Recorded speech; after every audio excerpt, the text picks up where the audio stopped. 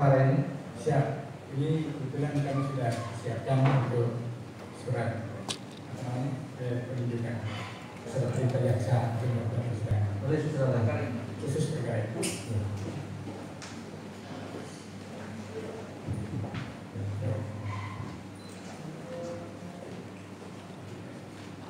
Ini ya, terhadap perkara ini ada P16 baru yang dikeluarkan oleh Kejaksaan Negeri untuk pemeriksa jaksa pemeriksa perkara ini.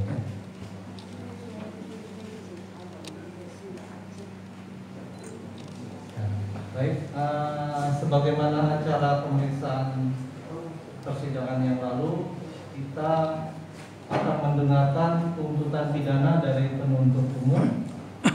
Apakah tuntutan pidananya sudah siap? Siap. Ya, baiknya.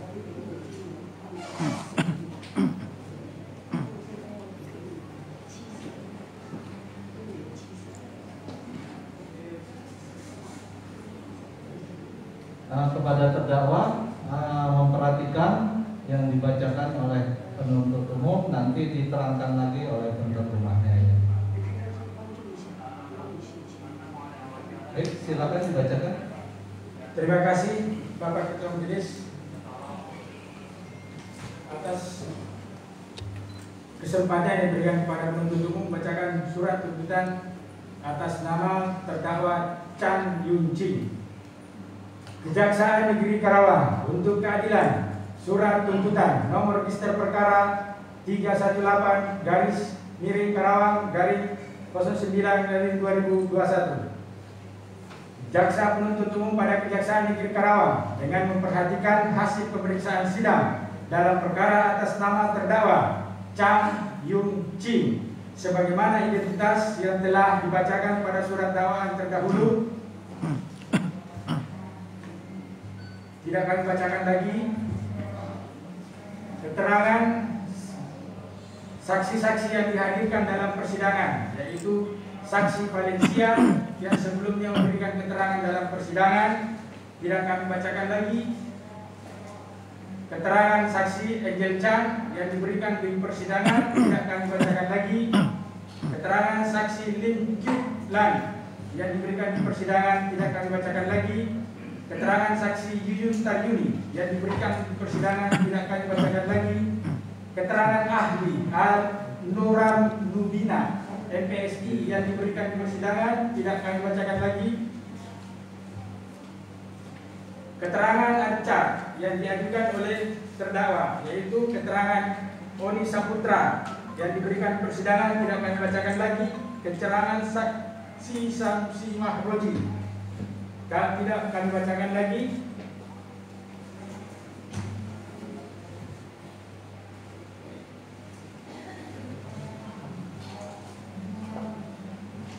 Keterangan terdakwa yang diberikan di persidangan, tidak kami bacakan lagi.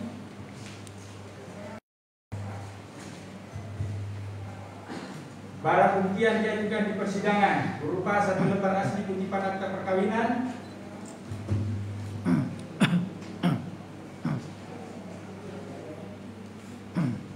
maka berdasarkan fakta-fakta yang terungkap di persidangan, maka sampailah kami pada pembuktian mengenai unsur-unsur tindak pidana yang didakwakan.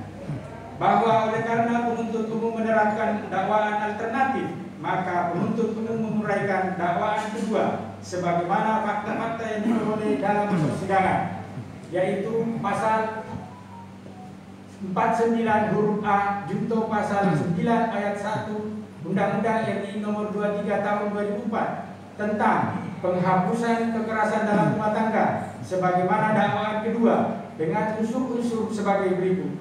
A. Setiap orang. B. Dilarang melantarkan orang dalam lingkup rumah tangganya, padahal menurut hukum yang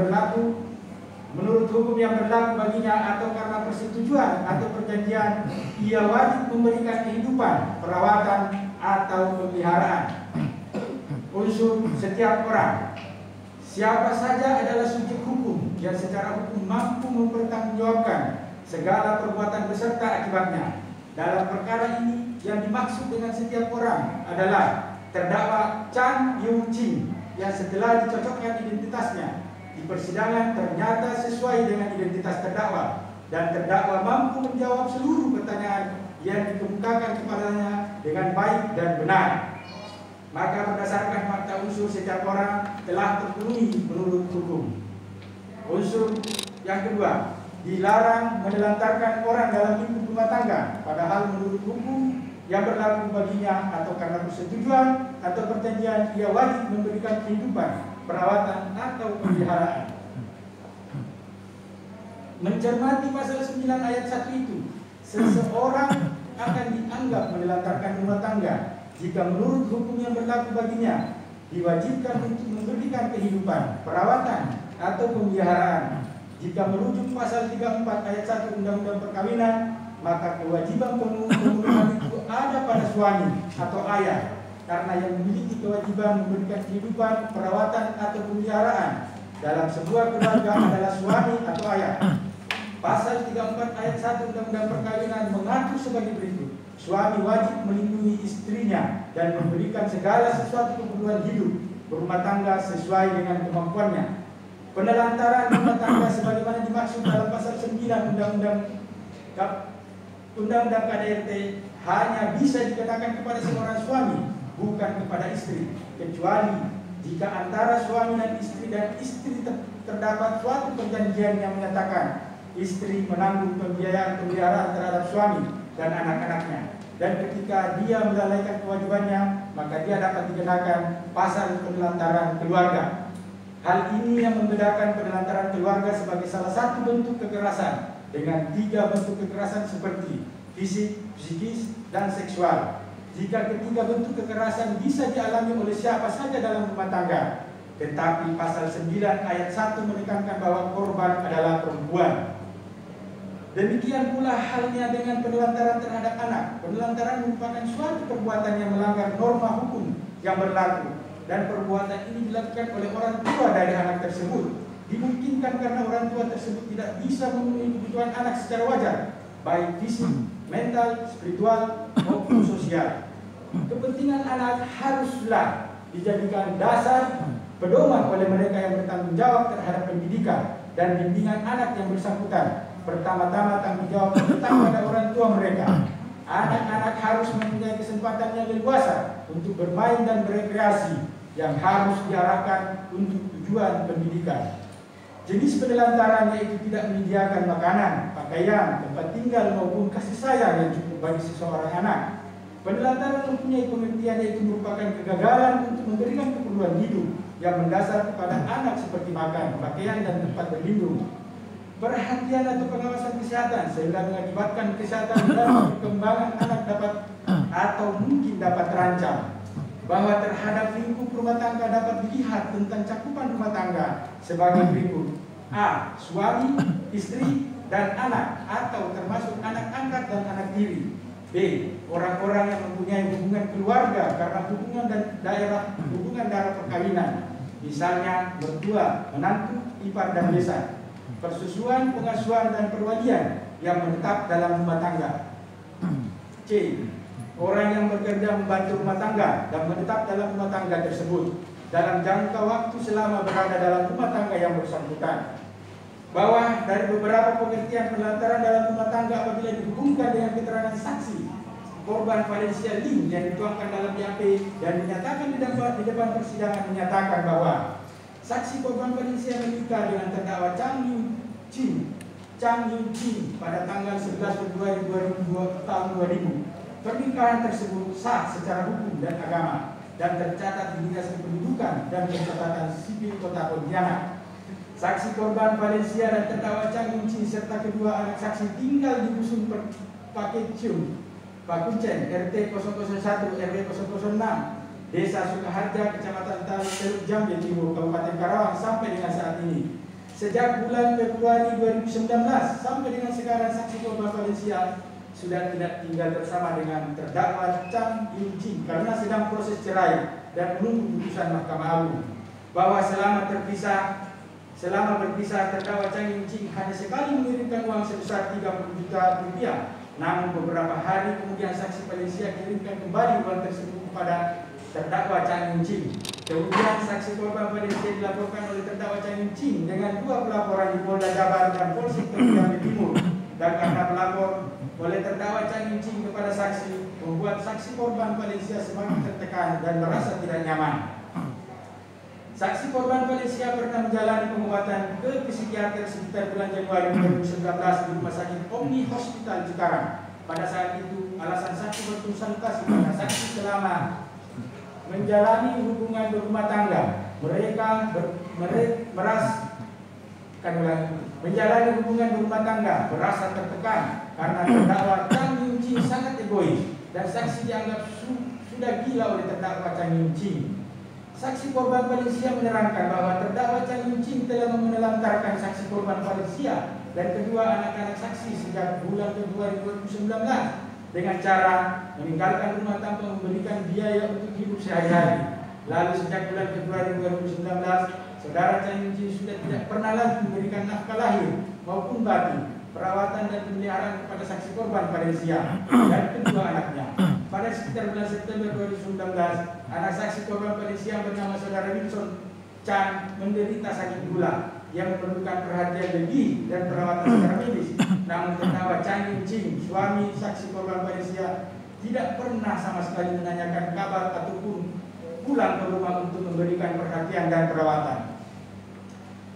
Saksi korban Valencia menerangkan bahwa cara yang saksi gunakan untuk memenuhi kebutuhan sehari-hari saksi dan kedua anaknya, saksi korban Valencia itu diperoleh dari hasil usaha material atau toko bangunan yang saksi kelola. Namun terdakwa Chan Yun Ching selalu mengganggu usaha yang saksi korban Valencia kelola dengan cara beberapa kali mendatangi toko atau tempat usaha saksi, kemudian mengusir karyawan toko dan memarahi serta menyuruh saksi untuk menyewa tempat tersebut kepada terdakwa Chan Yun Ching, yang sehingga korban Valencia dalam melaksanakan usaha menjadi terganggu dan tidak nyaman.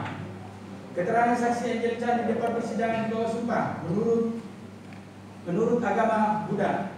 Izin Bapak Ketua Majelis, saya koreksi. Memberikan keterangan bahwa saksi menerangkan ayah saksi meninggalkan rumah sejak bulan Februari 2020 tahun 2000. Dan yang saksi ketahui ayah saksi tidak memberikan nafkah atau biaya untuk kebutuhan sehari-hari dan biaya pendidikan serta perawatan saksi, ibu dan adik saksi. Dan ketika adik saksi yang bernama saudara Wilson Chan mengalami sakit pun, ayah saksi tidak pernah melakukan perawatan ataupun memberikan perhatian lebih. Bahwa saksi menerangkan setelah ayah saksi meninggalkan rumah yang memenuhi kebutuhan hidup keluarga adalah ibu saksi. Saksi ini tadi di depan persidangan dan di bawah sumpah menurut agama Islam memberikan keterangan. Saksi menjelaskan bahwa bekerja di perusahaan milik saudara Valencia. Saksi menerangkan bahwa telah terjadi dugaan tindak pidana penelantaran dalam lingkup rumah tangga. Dan sepengetahuan saksi yaitu sejak saksi bekerja itu bulan Juni 2019, terdakwa Chan Yun Ching sudah tidak ada di rumah. Namun pada sekitar bulan September 2019, ketika saksi sedang bekerja, terdakwa Chan Yun Ching datang ke toko yang terdapat di dusun Pakecuk RT 01 RW 06 Desa Sukaharja, Kecamatan Teluk Jambe Timur, Kabupaten Karawang, sambil marah-marah kepada saudara Valencia. Sampai saya melihat saudara Valencia, sampai saksi melihat saudara Valencia menangis. Saksi menerangkan yang menjadi korbannya sendiri adalah saudari Valencia beserta kedua anaknya. Adapun yang menjadi pelaku yaitu terdakwa Chan Yun Ching sudah meninggalkan rumah dan keluarganya. Saksi Lin Hu Lan di bawah sumpah menurut agama Buddha dalam persidangan pada pokoknya menerangkan bahwa saksi menerangkan kenal dengan terdakwa Chan Yun Ching dan korban Valencia adalah anak kandung saksi, dan sedangkan terdakwa Chan Yun Ching adalah menantu saksi dan suami dari anak saksi korban Valencia. Bahwa saksi menerangkan benar dari bulan Februari 2019 hingga sampai saat ini terdakwa Chan Yun Ching menelantarkan korban Valencia selaku istri sahnya dan menelantarkan kedua orang anaknya, yang pertama bernama saudari Angel Chan dan yang kedua saudara Wilson Chan. Ahli Nuramuddina MPC yang keterangannya diberikan di persidangan menerangkan bahwa ahli menjelaskan bahwa kondisi psikologis korban Valencia menikah dengan suami pada tahun 2000. Menurut saudari Valencia, kondisi rumah tangganya berjalan kurang harmonis dan juga mengalami kesulitan ekonomi yang cukup berat pada awal pernikahan. Pernikahan tersebut sendiri terjadi karena adanya perjodohan yang dilakukan oleh ibu kandung saudara Valencia dengan harapan bahwa setelah menikah, saudari Valencia akan memiliki kehidupan yang lebih baik. Suami saudara Valencia sendiri sebetulnya adalah duda dengan 3 anak, warga negara asing berkebangsaan Taiwan yang akhirnya menjadi warga negara Indonesia di tahun 2015 atas penjamin saudari Valencia. Awal pernikahan saudara Indonesia sempat diajak tinggal di negara asal Taiwan selama 5 tahun. Kehidupan awal pernikahan tersebut, perekonomian keluarga sangat tidak stabil. Lebih lanjut, menurut saudara Valencia, ketidakstabilan perekonomian keluarga tersebut juga dipengaruhi oleh ketiadaan pekerjaan tetap suaminya. Ditambahkan dengan banyaknya kebutuhan yang harus mereka penuhi, serta kebiasaan suaminya mabuk dan berjudi. Oleh karena itu, pada akhirnya tahun 2005, saudara Valencia memutuskan untuk mengajak kembali suaminya untuk kembali ke Indonesia agar bisa memperbaiki kondisi perekonomian keluarga dengan membuka usaha bahan bangunan di daerah Karawang. Usaha bahan bangunan yang saudari Valencia miliki berjalan dan berkembang dengan baik sehingga perekonomian keluarga menjadi lebih stabil. Namun demikian, kebiasaan suami untuk mabuk dan berjudi tidak hilang. Terlebih ketika mulai mengenal banyak teman, perilaku untuk berkumpul dan mabuk sering dilakukan dengan alasan membangun dan mengembangkan relasi guna memperlancar bisnis keluarga.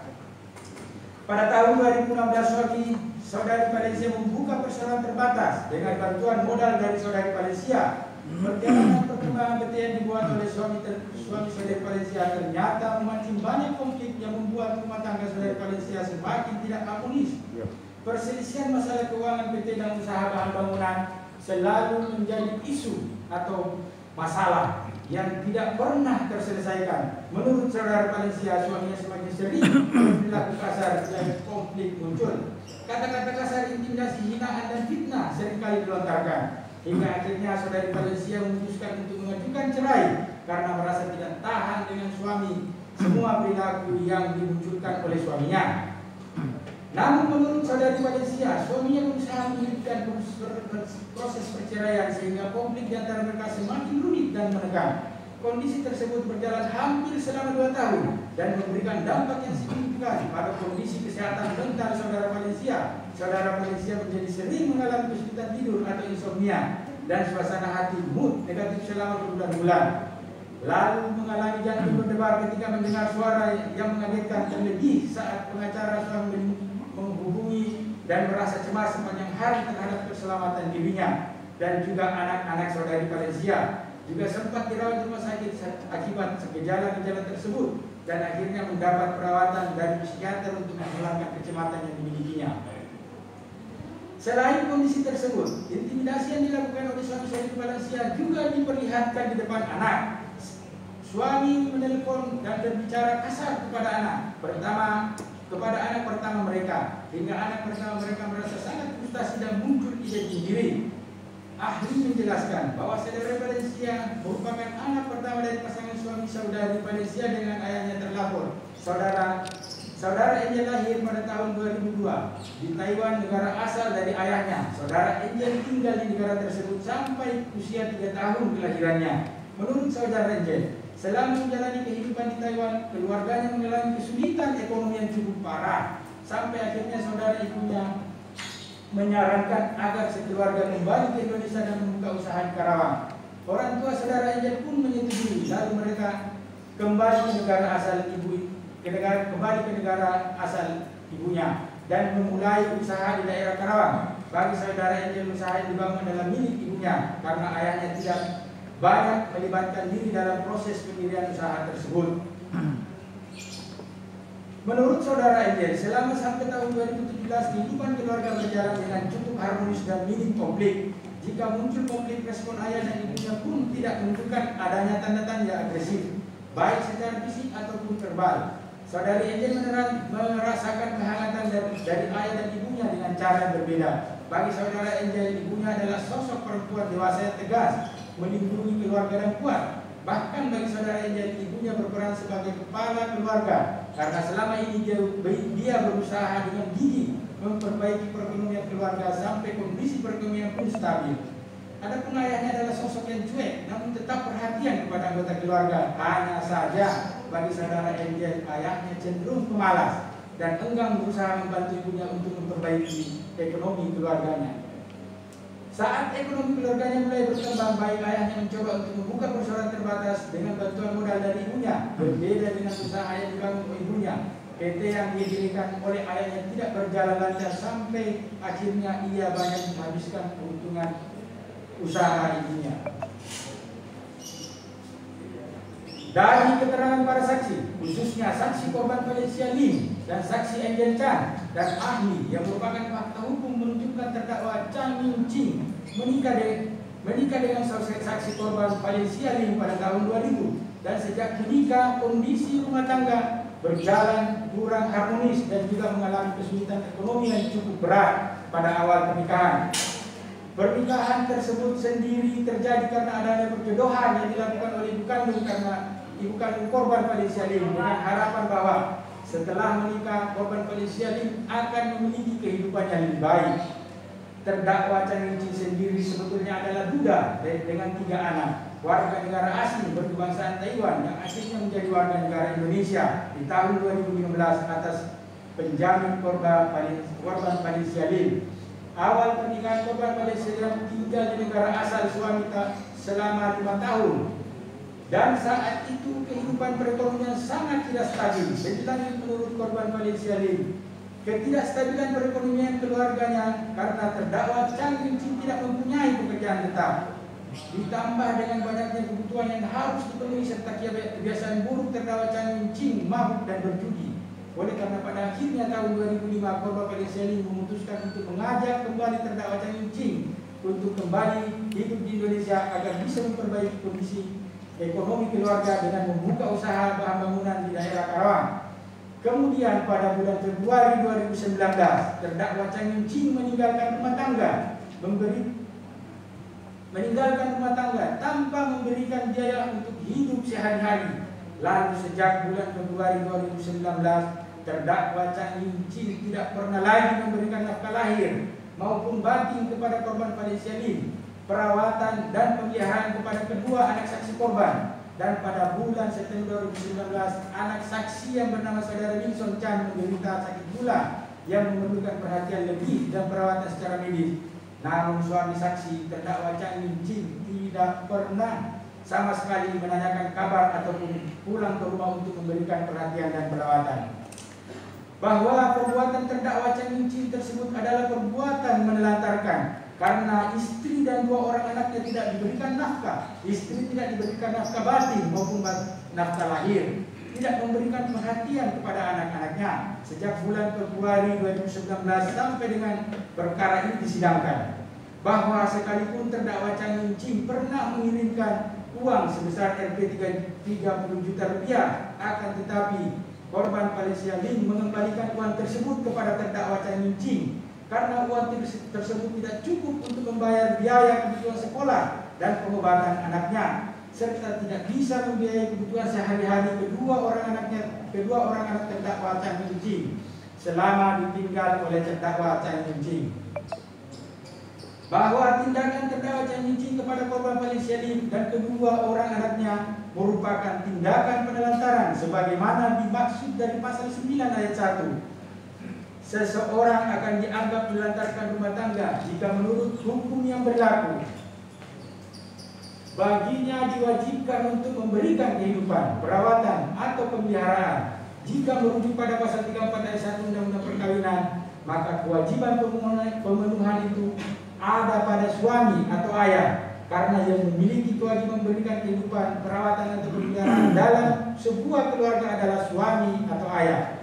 Pasal 34 ayat 1 Undang-Undang Perkawinan mengatur sebagai berikut: suami wajib melindungi istri dan memberikan segala sesuatu keperluan hidup berumah tangga sesuai dengan kemampuannya. Dengan demikian, unsur pasal dilarang menelantarkan orang dalam lingkup rumah tangganya pada hal menurut hukum yang berlaku baginya atau karena persetujuan atau perjanjian ia wajib memberikan kehidupan, perawatan atau pemeliharaan terbukti menurut hukum.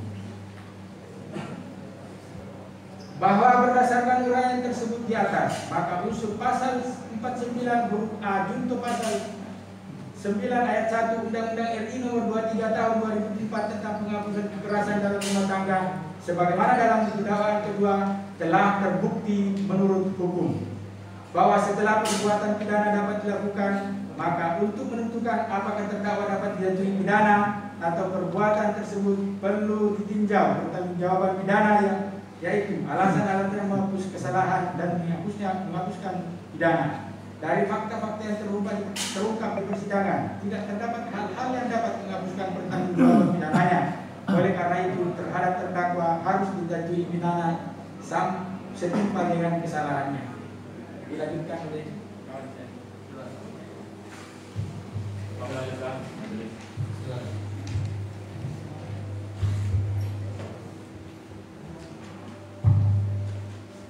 Sebelum kami sampai pada tuntutan pidana pada diri terdakwa, perkenankanlah kami mengumumkan hal-hal yang kami jadikan pertimbangan dalam mengajukan tuntutan pidana, yaitu hal-hal yang memberatkan. Terdakwa tidak menafkahi istri dan anaknya dari bulan Februari 2019 sampai dengan sekarang. Terdakwa sering memarahi istrinya. Hal-hal yang meringankan tidak ditemukan hal yang meringankan. Berdasarkan uraian tersebut di atas, kami jaksa penuntut umum dalam perkara ini dengan memperhatikan ketentuan undang-undang yang bersangkutan menuntut agar Majelis Hakim Pengadilan Negeri Kerawang yang memeriksa dan mengadili perkara ini memutuskan: 1. Menyatakan terdakwa Chan Yun Ching dengan identitas tersebut di atas terbukti secara sah dan meyakinkan melakukan tindak pidana sebagaimana dakwaan kedua diatur dan diancam pidana dalam pasal 49 huruf A junto pasal 9 ayat 1 Undang-Undang RI nomor 23 tahun 2004 tentang penghapusan kekerasan dalam rumah tangga. 2. Menghukum terdakwa Chan Yun Ching dengan pidana penjara selama 6 bulan dengan masa percobaan selama 1 tahun. 3. Menyatakan barang bukti berupa 1 lembar asli kutipan akta perkawinan nomor 26-A-1-2000 tanggal 11 Februari 2000 oleh kantor catatan sipil Kota Madia Pontianak dikembalikan kepada terdakwa Chan Yun Ching. 4. Membebankan biaya perkara sebesar Rp5.000. Demikian surat tuntutan ini dibacakan dan diserahkan dalam sidang hari ini Selasa 23 November 2021. Penuntut umum Fajar SHMH ditandatangani. Demikian tuntutan majelis. Terima kasih. Silakan diserahkan.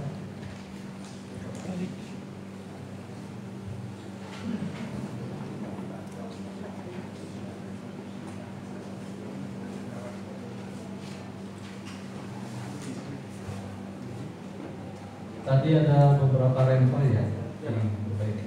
Sudah.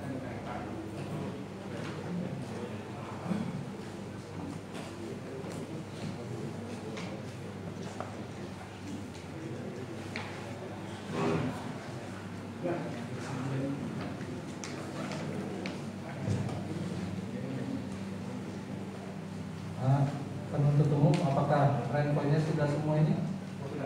Izin Bapak, reponya kami sudah disita di tanda tangan di para TKP. Sama dengan yang sama ya? Sama. Ya. Oke. Kepada terdakwa penerima tolong disampaikan ini tuntutan pidana dari jaksa penuntut umum yang dibacakan.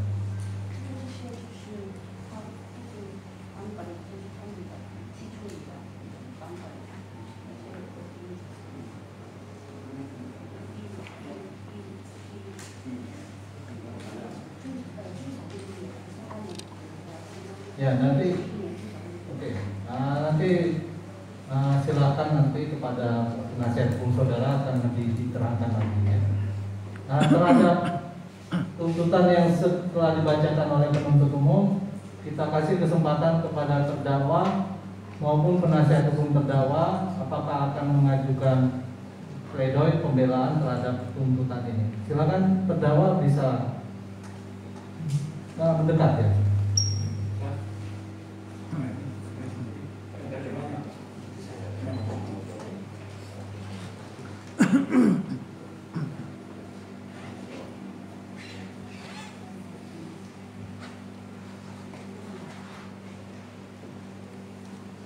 terdakwa sudah paham?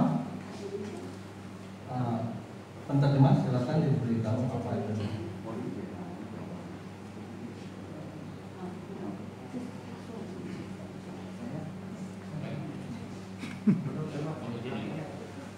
Kakinya di.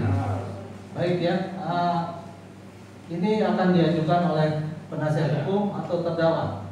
Saya mewakili. Mewakili. Terdakwa akan mengajukan tersendiri atau diserahkan kepada penasihat hukum? Diserahkan kepada. Baik ya. Baik. Kalau diserahkan berarti kita kasih kesempatan untuk terdakwa maupun penasihat hukumnya membuat pembelaan terhadap perkara ini ya. Kita kasih waktu 1 minggu ya di hari Selasa. Ya, cukup ya?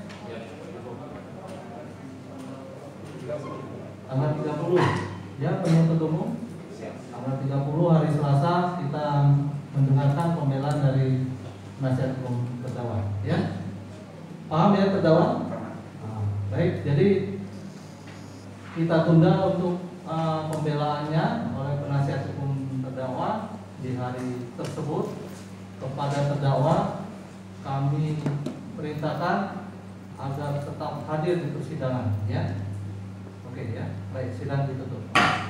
Terima kasih.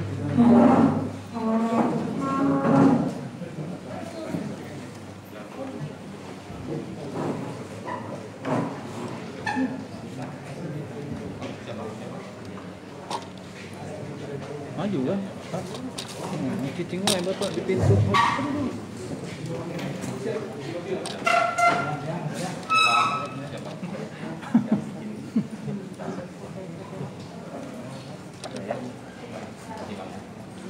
Ya, saudara barusan sidang. Ya. Tadi kan dituntut sama JPU bersalah, itu bagaimana tanggapan dari Jangan dorong-dorong, bro. kuasa hukum? Jadi gini, singkat kata ya. Ya. Kita keberatan atas tuntutan tersebut karena pertama Pacan itu diusir dari rumah. Jadi kenapa dia keluar dari rumah, dia diusir tuh dari rumah ya, dimaki-maki. Kita ada voice note-nya, nanti kita tunjukkan atau bahkan kita bagikan kepada teman-teman. Nah, setelah keluar Pacan tuh ada kirim uang 10 juta 3 kali, 30 juta 1 kali, itu selalu dikembalikan dengan ya, dengan memo tidak usah kirim uang gitu dari Ibu Valen kan, seperti itu. Nah, yang ketiga, waktu Pacan meninggalkan toko atau rumah itu Ibu Valen itu mengelola toko bangunan tuh yang omsetnya ya menurut Pacan antara 500 juta sampai 1 M setiap bulan. Kalau hitung keuntungan sebulan aja kan minimal 100 juta lah keuntungannya. Jadi itu ya menurut kita sih kalau penelantaran tidak ada. Yang keempat, Pacan juga tidak menguasai semua aset tanah dan bangunan, mungkin ada sekitar 20 sampai 30 M, itu 4 rumah. Itu juga dikuasai ibu semua, ibu yang pegang, ibu yang kelola, ibu mengontrakan, ibu mau sewakan.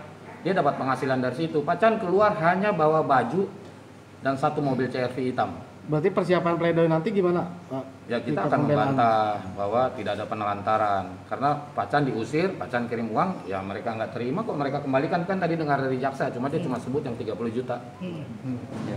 Nah, menurut jaksa tadi ada pencabutan tuntutan usaha tersebut dimulai oleh Ibu Valen sendiri. Jadi kan begini, kan tadi dengar 2005 pindah ke Indonesia, Pacan ini WNA. Pacan ini oleh imigrasi dan dinas tenaga kerja dipesan kamu tidak boleh kerja, tidak boleh kelihatan di toko. Tapi bisa Nah, bantu tapi bantu itu di gudang, apa? di belakang. Gudang, Nah, bahan datang saya bisa dia hitung, ya bisa set bahan. Tapi dia tidak boleh Ya. duduk di kursi kasir, kursi direktur kan? Ya, bisa nyapu lantai, bisa itu anterin anak sekolah, jemput anak sekolah. Yang paling penting lagi, yang paling penting nih, modal usahanya itu dari uang asuransi kematian anaknya Pacan yang perempuan di Taiwan. Itu apa keprak itu. Terus tanggapan tuntutan tadi, pencabutan bagaimana? Pencabutan JPU masa terkait laporan dari Chan itu. Jadi gini, persoalannya kalau gimana? pencabutan saya pikir ini kan karena kasusnya viral, jadi jaksa mungkin JPU perlu sesuatu lah. Nah, tapi sebenarnya kalau fakta ini kan sudah diperiksa oleh penyidik, dilanjutkan oleh penuntut umum. Tentunya frasa narasi bahwa ibu dituntut karena marah-marah karena Pacan mabuk itu tidak benar sama sekali. Pacan ini melaporkannya adalah dia diusir dari rumah dan dilarang ketemu anaknya. Itu yang laporannya. Jadi bukan laporan masalah mabuk, masalah. Terus kedepannya seperti apa Pak terkait dituntut bebas, dicabut tuntutan LJPU ini? Ya kita hormati kepentingan keputusan hukum, kita hormati. Kita mungkin ini jadi rest finding juga ya, penemuan hukum bahwa mungkin ke depan tuh masalah-masalah keluarga itu polisi atau jaksa lebih mengedepankan untuk restoratif justice barangkali ya, bahwa semua orang diusahakan berdamai. Tapi sebenarnya kasus ini Bang, itu dimulai dari Juli 2020 dan sidang baru mulai Agustus kan 2021 tuh ada waktu cukup lama sebenarnya buat berdamai, tapi tidak bisa berdamai karena ya kedua belah pihak bilang mau berdamai tapi ada syarat-syarat yang menyebabkan perdamaian itu Tidak tergantung-gantung terus lah, tertunda-tunda terus sampai akhirnya setelah 1 tahun 1 bulan atau 1 tahun 2 bulan barulah dilimpahkan ke kejaksaan baru diteruskan ke pengadilan kan seperti itu. Ada waktu cukup lama sebenarnya Bang. Terus ada apa yang kemarin kan ramai soal ada intimidasi katanya yang mengatasnamakan pengusaha Taiwan dan sebagainya, itu bagaimana tanggapannya Chan? Nah kita nggak ngerti itu intimidasi seperti apa ya. Oke. Berarti tidak ada lah ya intimidasi, nggak ada sama sekali. Emang yang Muhammad Mungkin kalau teman-teman cari mantan karyawan di toko ibu ya, toko bangunan, mantan karyawan ya, teman-teman akan tahu. Jadi saya nggak perlu cerita yang sebenarnya bagaimana, tapi cari tahu siapa mantan karyawan, tanya antara ibu dengan bapak siapa yang baik, siapa yang suka marah-marah barangkali atau bagaimana, teman-teman bisa menemukan lah. Terima kasih. Oke? Ya. Otma Raja Benenggolan. Ya, terima kasih. Kalau tuntutannya sih sebenarnya itu kan nggak terlalu berat ya tadi ya. Tuntutan sih tidak terlalu iya, berat, tapi iya. itu kan semacam menjudge ya. Iya. Menjudge seakan-akan Pacan ini bersalah. Padahal Iya. Pacan itu bayangkan tinggalin harta 30M, omset toko 1M, kirim uang tiap bulan selama 3-4 kali dikembalikan terus. Alasan. Terus ada satu lagi yang tadi saya belum sampaikan.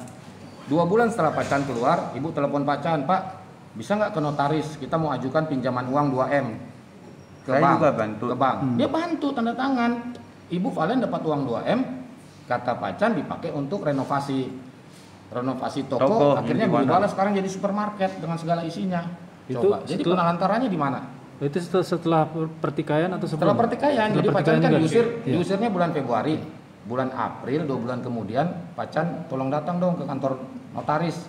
Tanda tangan kuasa persetujuan pinjam uang 2M dengan jaminan rumah. Coba. Maka kurang kita, baik apa Pacan? Saya masih sayang istri ya. Iya. Mari bantu dia itu apa pinjam. Dia pinjam sama bank BCA. Kirim uang ditolak. Ya. Jadi saya Nemuin anak itu hanya bisa di sekolah. Nah. Jadi dia ke surat di notaris, saya tangan-tangan ya bantu. Semua alat bukti. Hari ini di sini bicara sama itu papa, ibu, ya semua alat bukti. Kalau tidak alat bukti, saya enggak itu bicara sama papa. Apa yang disampaikan maksudnya ada buktinya semua. Buktinya ada benar ya. Benar, ya. Oke, siap. siap. Berarti tuntutan harapannya bebas berarti juga sama ya? Ini. Ya, kalau kita harapannya, kita kan gini, kita memang Pacan lapor duluan diusir. Nah, Ibu Chan lapor balik, Ibu Valen lapor balik ya kan. Jadi seakan-akan ini lapor-melapor ya. Pacan merasa ya laporan ibu tuh karena Saya ke USID, ancam saya tidak harapannya beda. Bebas Tidak ya? boleh Harapannya. dia anak. Masa saya tidak bisa dari rumah dia anak saya diancam saya. Mana bisa ya. Jadi itu apa papa ibu itu kalau kita orang tua jadi sayang anak ya. Ya, kita tetap mau diam mah. Sehat kah, baik kah? Tapi sih itu apa suruh saya tidak boleh pulang di anak. Dia ala itu apa? Saya ala bukti barusan saya bisa jawab. Bukan soal. Kalau tidak ada bukti saya tidak bisa jawab ya. Ya. Terima kasih semua. Ya. Terima kasih. Terima kasih. Ya, saudara, itu barusan keterangan dari suami Valencia, yang mana suami Valencia juga sebagai terduga karena kasus dugaan kasus dugaan terkait terkait dugaan penelantaran KDRT dan penelantaran anak yang mana dituntut oleh jaksa penuntut umum tadi. Ya, jaksa penuntut umum. Ya. Poin. Maaf. Ya.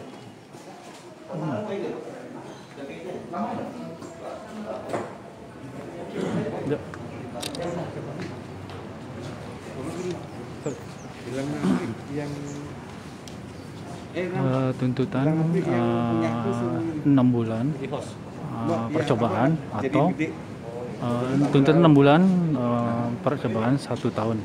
Ya, sidang barusan sudah selesai dan sekarang akan ada melakukan jumpa pers oleh dari Kapus Pen Kejaksaan Agung menggelar teman-teman untuk Media TV kami tunggu. Ya, udah Pak. Ya, Pak. Sudah lengkap? Ya. Kayaknya belum lengkap deh. Kami sabar menunggu sebentar ya.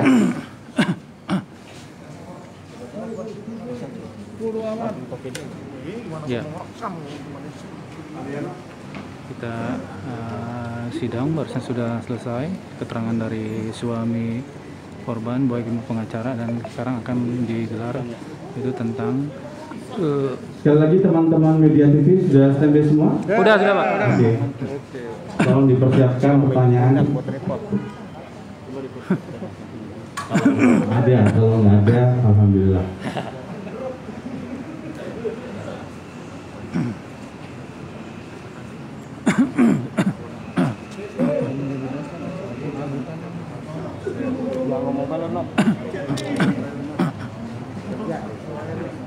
Ngomong aja lu. Udah apa tadi? Udah nyala, Pak. Udah.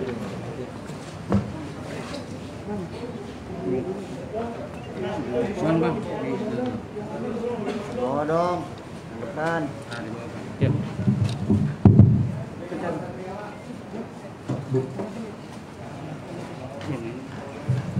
Pak, tanggapan Pak tentang pencabutan tuntutan Pak. Jelas ya teman-teman.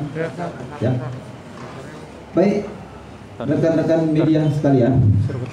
Assalamualaikum warahmatullahi wabarakatuh. Salam, Om Swastiastu, Namo Buddhaya, salam kebajikan. Rekan-rekan media, terima kasih sudah menunggu hari ini atas undangan kami untuk mengikuti konferensi pers terkait persidangan atas nama terdakwa Valencia alias Nancy Lim, anak dari Suryadi. Rekan-rekan media, hari ini bersama-sama kita mengikuti persidangan, di mana hari ini agenda persidangan adalah terkait sidang terdakwa Valencia alias Nancy ini. Agendanya adalah replik dari penuntut umum.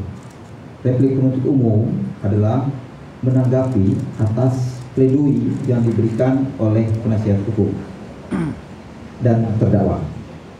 Rekan-rekan sekalian, kami ingin menyampaikan sebagaimana konferensi pers kami pada minggu yang lalu ketika kasus ini beredar di masyarakat.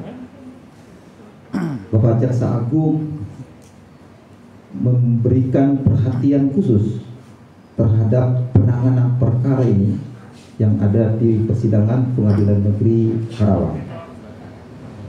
Dengan cukup perhatian yang sangat penting dan atensi yang khusus oleh Bapak Jaksa Agung, kami telah menyampaikan penanganan perkara ini selanjutnya diambil alih dan dikendalikan Kejaksaan Agung, yaitu langsung oleh Bapak Jaksa Agung Muda Bidang Tindak Pidana Umum.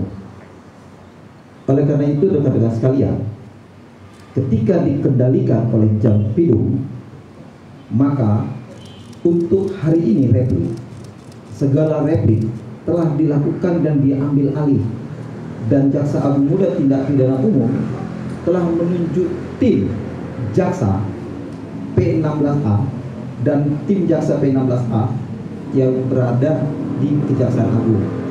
tadi rekan-rekan sudah menyaksikan ada 3 orang jaksa senior pada Jaksa Agung Muda Tindak Pidana Umum untuk menjadi P16A yang hari ini telah membacakan replik yang sudah kita dengar bersama. Rekan-rekan sekalian, kami tidak banyak menyampaikan terkait pertimbangan yang diberikan oleh Jaksa Penuntut Umum hari ini. Namun kami ingin menyampaikan bahwa dengan pengendalian dilakukan, diambil alih di Kejaksaan Agung, merupakan asas dari Dominus Litis, di mana Jaksa Agung adalah pengendali dan merupakan penuntut umum tertinggi. Oleh karena itu, penuntutan ini sebagaimana tadi yang telah dibacakan oleh Jaksa Penuntut Umum merupakan tuntutan atas persetujuan dari Kejaksaan Agung Republik Indonesia. Rekan-rekan, sebagaimana juga kami ingin sampaikan kepada seluruh rekan-rekan sekalian bahwa Jaksa Penuntut Umum tadi dengan melakukan selama untuk persiapan untuk replik ini membahas setiap berkas yang sudah masuk, kemudian meneliti kembali hasil persidangan, baik itu pemeriksaan saksi, pemeriksaan terdakwa, dan pemeriksaan barang bukti, sehingga dengan tadi disampaikan oleh Jaksa Penuntut Umum jelas bahwa tuntutan yang telah dibacakan sebelumnya tanggal 11 November 2021 ditarik.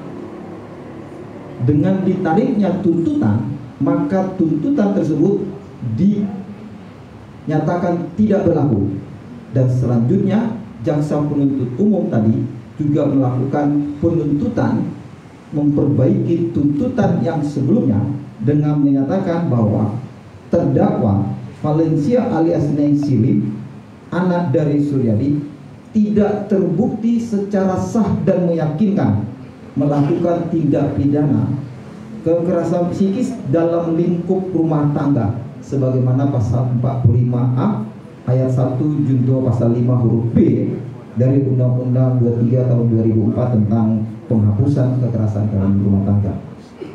Oleh karena itu tadi penuntut umum sudah menyatakan tuntutannya tidak terbukti secara sah dan meyakinkan. Oleh karena itu meminta majelis hakim untuk membebaskan terdakwa Valencia alias Nancy Lim, anak dari Suryadi, dari segala jenis tuntutan.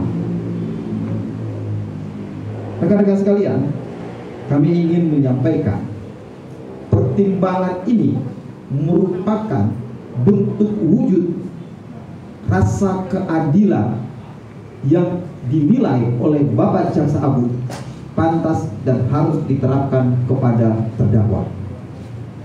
Rekan-rekan, kami ulangi, Bapak Jaksa Agung kembali memerintahkan kepada seluruh jaksa yang menangani perkara dalam melaksanakan tugas dan kewenangannya tetap wajib untuk mengedepankan hati nurani dan profesionalisme. Rekan-rekan sekalian, kami juga ingin menyampaikan hasil eksaminasi khusus yang dilakukan Jaksa Agung Muda Tindak Pidana Umum telah selesai dan telah dikirimkan dan disampaikan kepada Jaksa Agung Muda Pengawasan untuk selanjutnya dilakukan pemeriksaan. Demikian kira-kira rekan-rekan sekalian press conference kami terkait terdakwa Valencia alias Nancy Lim, anak dari Suryadi. Dan selanjutnya rekan-rekan untuk terdakwa Chan Yung Chin juga tadi telah dibacakan tuntutannya oleh Jaksa Penuntut Umum dari Kejaksaan Agung, dan mari kita tunggu bersama karena berikutnya 1 minggu ditunda persidangan ini untuk diberikan kesempatan kepada pihak terdakwa dan penasihat hukum untuk melakukan pembelaan atau pledoinya dari terdakwa maupun penasihat hukum. Demikian kira-kira rekan-rekan, dan kami pada saat ini ingin menyampaikan secara khusus ucapan terima kasih yang sebesar-besarnya kepada Bapak Ketua Pengadilan Negeri Kerawang dan jajaran yang telah memfasilitasi terselenggaranya konferensi pers hari ini. Dan kami juga menyampaikan ucapan terima kasih kepada majelis hakim yang menangani kedua terdakwa ini, yang mempersilahkan kita semua untuk bisa menyaksikan persidangan ini terbuka secara umum. Dan selanjutnya kami juga atas nama pimpinan, kami mengucapkan terima kasih kepada seluruh rekan-rekan yang hadir hari ini untuk melakukan konferensi pers dengan kami. Demikian kira-kira rekan-rekan sekalian, mungkin ada pertanyaan, mohon nama dan dari media mana. Silakan. Pak. Ya, baju kota dulu, Pak. Izin Pak, dari Azam dari Warta Kota Tribun Network. Mau nanya ada dua hal. Pertama, bisa diperjelas tidak tadi pertimbangan dari jaksa soal menarik tuntutan itu, bahkan meminta hakim untuk membebaskan poin-poin utama itu, bisa diperjelas itu apa itu? Yang kedua Dasarnya. Yang kedua itu mengingat tadi hasil tadi ya, hasil pemeriksaan tadi itu ada langkah-langkah antisipasi ke depannya gitu, arahan dari Jaksa Agung ke setiap kejaksaan negeri agar hal serupa tidak terjadi apa gitu kan, dan evaluasi apa yang akan dilakukan terhadap kejaksaan yang ada di daerah-daerah itu. Baik, terima kasih dari Mas Azan ya, dari Warta Kota. Untuk pertanyaan tadi pertimbangan, nanti Pak Jaksa Penuntut Umumnya menyampaikan.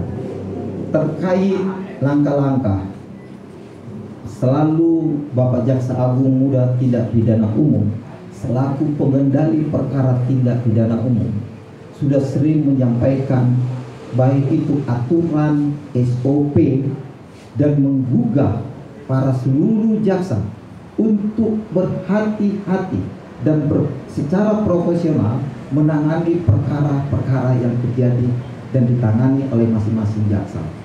Dan SOP yang ada itu sudah cukup jelas.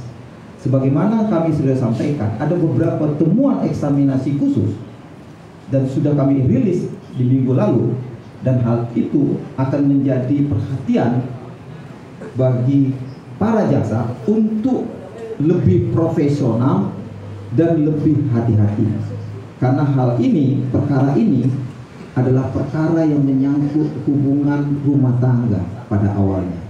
Ini harus menjadi perhatian yang serius oleh seluruh jaksa untuk melakukan dan meneliti berkas perkara sejak SPDP masuk, pra penuntutan, baik itu di persidangan dan sampai itu dilakukan putusan dan eksekusi.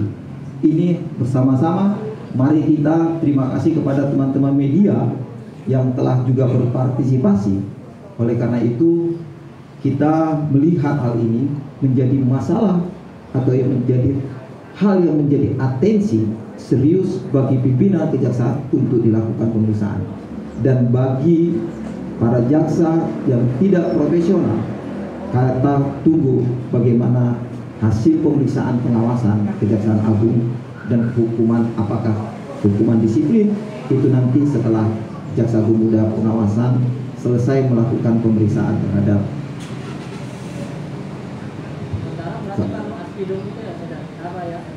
perlu kami jelaskan kepada rekan-rekan dalam rangka untuk mempercepat penyelesaian perkara. Mohon rekan-rekan, karena ada di beberapa media dinyatakan dicopot. Kami sudah menyatakan rilis bahwa untuk mempercepat persidangan, asisten tindak pidana umum ditarik ke Kejaksaan Agung sebagai jaksa fungsional. Ini merupakan mutasi diagonal, karena kalau pencopotan sudah ada pembuktian dari bidang pengawasan dulu, baru ada pencopotan. Jadi biar paham, karena masih ada beberapa media yang menyampaikan di pemberitaan itu pencopotan, tetapi ini ditarik sementara ke Kejaksaan Agung untuk mempercepat penyelesaian. Dan oleh karena itu hadir saat ini di sebelah kiri saya PLT Aspidum, yaitu Bapak Aspisus, dan mohon rekan-rekan yang salah memberikan foto ketika saya memperhatikan masih ada teman-teman media yang menunjukkan foto Aspidum adalah foto beliau. Selain Kasipidum ada lagi nggak Pak? Selain Nanti kita lihat dari hasil pemeriksaan UAS ya. Selain Kasipidum, ya, ada lagi, Pak? jaksa yang ditarik ke... Tidak ditarik, ada 6 jaksa yang saat ini sedang diusulkan untuk dilakukan pemeriksaan pengawasan. Ada lagi? Pak Hani.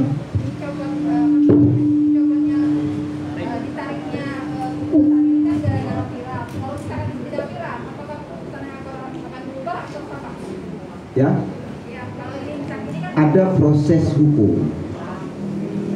Ini bukan tidak masalah viral dan tidak viralnya, ada proses hukum. Ini masih ada putusan masih ada hak kita untuk banding, kasasi dan selanjutnya. Jadi semua upaya. Namun kan ini hari ini kita lihat karena terjadinya, kita bisa tahu karena dari teman-teman media mengangkat ini di publik. Tapi tidak pun ada proses hukum, yaitu upaya hukum banding, kasasi dan selanjutnya. Izin Ketua, Yuda dari detik.com. Ketua, ini kan Valencia kan tersangkut banyak hal nih mengenai laporan dari Chan Yung Ching ini. Itu beberapa laporan yang memang pernah dilakukan oleh Chan Yung Ching ini, apakah akan gugur? Ketua. Ya. Gimana ulangi? Valencia ini nanti kan ditakutkan ada laporan lagi nih dari pihak. Jangan kita takut-takut duga-duga dulu. Enggak, maksudnya ada beberapa hal yang memang pelaporan di beberapa yang Valencia ungkapkan lah ya dalam pledoi tersebut kan di masalah penggelapan berkas dan sebagainya, itu apakah akan gugur atau seperti apa Ketua? Nah, itu lain dari pokok perkara ini ya Mas ya. Ini dengan kasus atau perkara hal semacam ini baru pertama kali terjadi di Indonesia. Sebelumnya udah pernah ada tuntutan yang ditarik gitu. Ya. Ini adalah hak dan kewenangan Jaksa Agung selaku penuntut umum tertinggi yang mengendalikan perkara penuntutan di seluruh Indonesia. Baru pertama ya Pak? Baru pertama ini berarti Pak? Ya, ini baru pertama. Cukup teman-teman? Ketika keputusan ini sudah menjadi keputusan pengadilan dan memiliki kewajiban hukum yang tetap, apakah ketika ada kejadian bisa tidak diterapkan pencabutan ini? Ketika sudah menjadi keputusan pengadilan, kalau dijatuhi keputusan pengadilan kan memiliki sifat hukum yang mengikat, dan ketika ada kejadian hal semacam ini yang sama, apakah bisa? Case-nya berbeda. Nanti ya, nggak bisa disamakan semua case sehingga itu ya, case by case. Oke, terima kasih teman-teman ya. Tapi jangan jaksa Agung sendiri acaranya welcome Pak terkait ini sampai ngambil keputusan kita kan bukan tuntutan politik. Tadi sudah saya sampaikan gitu. Ini Bapak Jaksa Agung melihat ini dengan hati nurani dan hasil penelitian yang dilakukan oleh jaksa kembali, yang dilakukan oleh jaksa-jaksa Kejaksaan Agung, sehingga inilah diputuskan. Dan ini sudah berjenjang dari jaksa persiapan tadi Pak atas nama untuk jaksa penuntut umum, naik ke Jampidum dan selanjutnya kepada pimpinan. Itu kira-kira ya Pak ya. Terima kasih teman-teman. Terima kasih atas kehadirannya dan mohon maaf bila ada yang salah. Kami tutup dengan wabillahi taufiq wal hidayah. Assalamualaikum warahmatullahi wabarakatuh. Ya, saudara, itu barusan jumpa pers yang dilakukan atau digelar oleh Kapus Penkum dari Kejaksaan Agung, yaitu Bapak Leo Simanjutak, dan juga ini ada selain ini juga di. Boleh pakai masker Pak? Pakai masker ya. Udah. Tadi udah izin saya ya sama teman-teman. Iya, boleh Pak. Tidak pakai masker, supaya jelas suaranya. Bukan foto aja Pak. Ya, ini sudah dilakukan gelar jumpa pers, saudara, bahwa kasus Valencia memang kasusnya dicabut, langsung dijelaskan.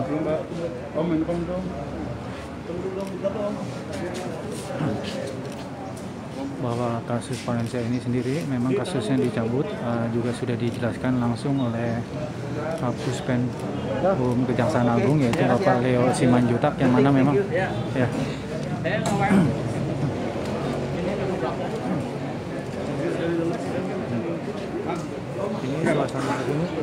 suasana terkini masih dikerumuni oleh para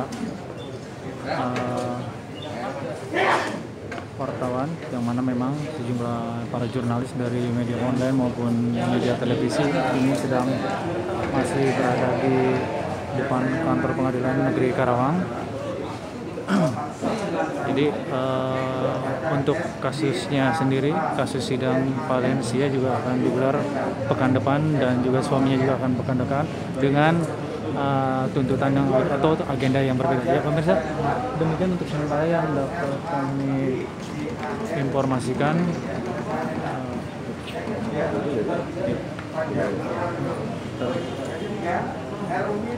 Yang dapat kami informasikan bahwa kasus ini akan segera digelar kembali yaitu pada pekan depan. Ya, demikian pemirsa yang dapat kami informasikan untuk kasus persidangan. Jangan lupa saksikan terus sidang berikutnya untuk pekan depan. Saksikan terus di channel TV Berita Official atau di stasiun TV Berita. Dari kantor Pengadilan Negeri Karawang, Jawa Barat, tim liputan memberitakan.